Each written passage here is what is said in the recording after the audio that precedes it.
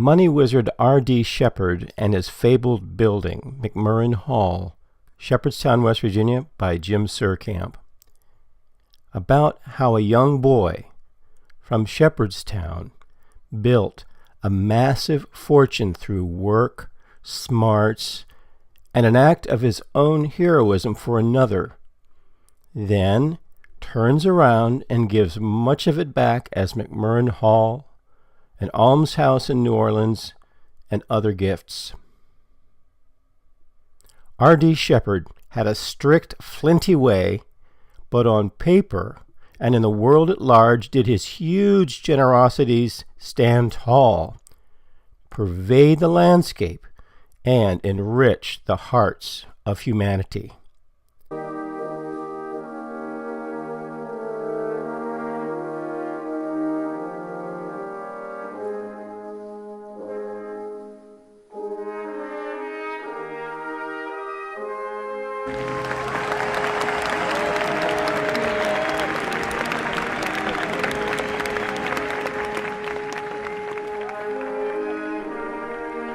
"75-year-old Reason Davis Shepherd, described by the New Orleans Picayune as having the largest and most productive estate which has ever been held by one person in this city and state, began the construction Thursday, October 6, 1859, of a gift to his hometown, this time right on lot number 1 in Shepherdstown, the very lot where he was born, in August 1st, 1784.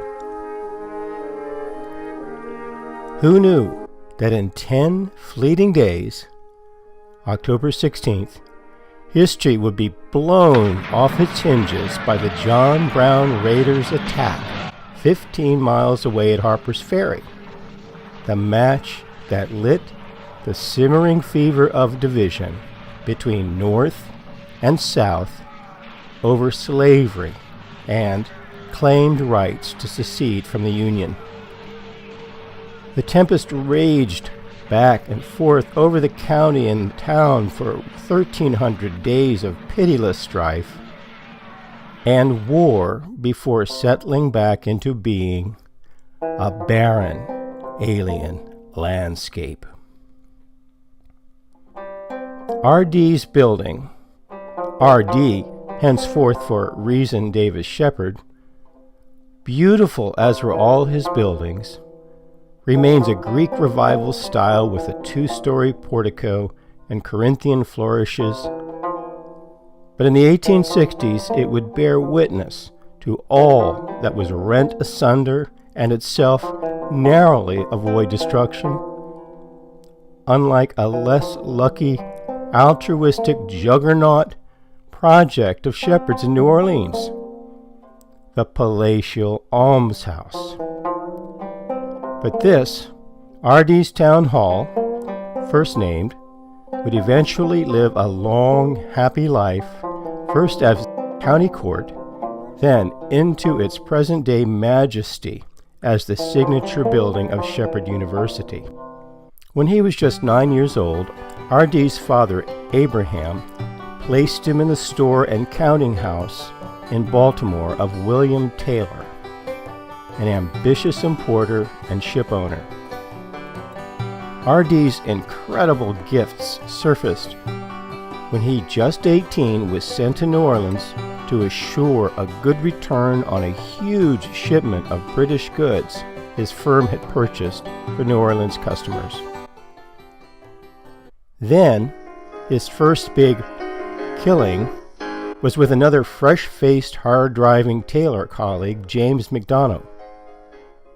Wrote the Picayune, in October 1803, it was well known throughout the country that Louisiana had been purchased by the United States. Mr. Taylor was the only merchant who seemed to comprehend the profit from one consequence of this great political event. The firm realized that in becoming a state, a duty of 2.5 cents would be added to the price of all sugar imports thereafter. So, Shepherd and McDonough when all the sugar produced in the state was between 2,100 and 2,200 hogsheads, cornered 1,800 of those hogsheads, giving young R.D. a handsome capital for a young man to start in mercantile life. He soon created a new firm shared with Taylor, and then, in time, through age and retirement, became R.D.'s alone.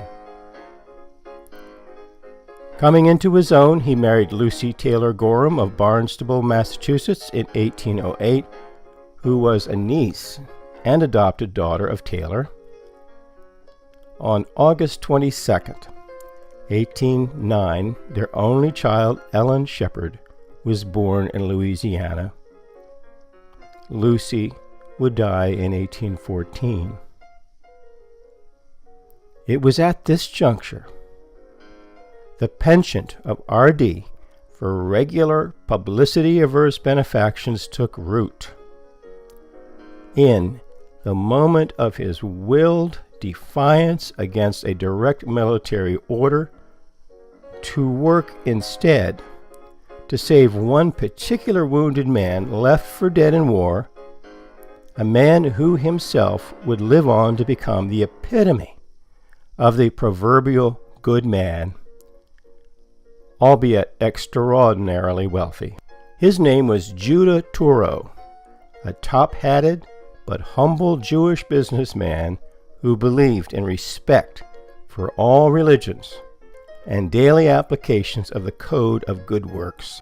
He was beloved throughout his circles and region as the Israelite without guile. Wrote author Collier in his biography of Andrew Jackson,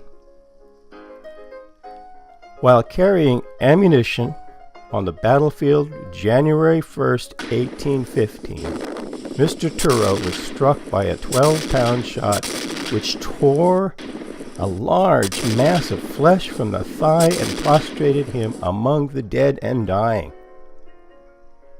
Mr. Reason Shepherd was carrying a special order from Commodore Patterson across the river to the main army. On reaching the bank, he met a friend who told him that his friend Thoreau was dead. Inquiring where he was, Shepherd was informed that he had been taken to an old building in the rear of Jackson's headquarters. Forgetting his orders, Mr. Shepherd went immediately to the place and found he was not dead, but as a surgeon said, in a dying condition. Disregarding what the surgeon said, Shepherd got a cart, put him in it, administered stimulants, and took Thoreau to his own house. He then procured nurses, and by the closest attention, Mr. Thoreau's life was saved. Shepherd returned late in the day, having performed his mission, to find Commodore Patterson in a bad humor. And speaking severely to him, the latter said, "Commodore, you could hang me or shoot me, and it'll be all right. But my best friend needed my assistance, and nothing on earth could have induced me to neglect him." R.D.'s businesses continued to grow exponentially, and his brother, James Hervey Shepherd, was summoned from Shepherdstown to assist. Between 1817 and 1837, R.D. travels to Europe, settles in Boston, doting on his daughter's education. In 1822, R.D. maintained his businesses and shipping concerns at 5 Pearl Street and nearby Indian Wharf House in Boston. He has his daughter's portrait painted by Thomas Sully in 1831, a few years after Gilbert Stuart is commissioned to paint his own portrait. Stuart died in 1828. On April 20th, 1829, Ellen Shepherd marries Gorham Brooks of Medford, Massachusetts. 1834, R.D. commissions Samuel Fuller to build the 480-ton merchant ship in Medford named after his daughter, the Ellen Brooks. 1837, James Hervey Shepherd dies. R.D. returns to run businesses in New Orleans. July 23, 1837, Ellen Shepherd Brooks and her husband, usually in Boston or Medford, temporarily reside in Baltimore. Between 1837 and 1865, R.D.'s nephew, Henry Shepherd Jr., was brought up in his uncle's counting room and gradually assumes the role as R.D.'s agent in New Orleans. 1839, R.D.'s commissioned painting of the ship the Ellen Brooks is completed, attributed to Samuel Walters, British, 1811 to 1882, called Ellen Brooks off Holyhead Homeward Bound. 1841, R.D. buys 468 acres of land and begins building Wild Goose Farm, but not yet living there full time. He also pays for most of the remodeling of the original Trinity Episcopal Church in Shepherdstown. June 1842, R.D. signs a petition to Congress along with numerous other planters and sugar manufacturers in the state of Louisiana that asks for an increase in the duties on imported sugar. 1849, R.D. places responsibilities on his 18-year-old nephew, Henry Shepherd Jr., who would become his agent in New Orleans through the Civil War, allowing R.D. to return more permanently to his Wild Goose Farm. 1850, in Shepherdstown and Wild Goose Farm, the census shows 66-year-old R.D. with a period worth of $240,000 in the county, living only with workmen, 26-year-old German-born master stonemason Conrad Smith, and an overseer. Although one account states that Turreau stipulated that R.D. free his enslaved persons, R.D. is shown to having owned numerous persons enumerated in both the 1850 and 1860 slave schedules. On January 6, 1854, Judah Turreau's will makes Reason Davis Shepherd residuary legatee of the estate and executor.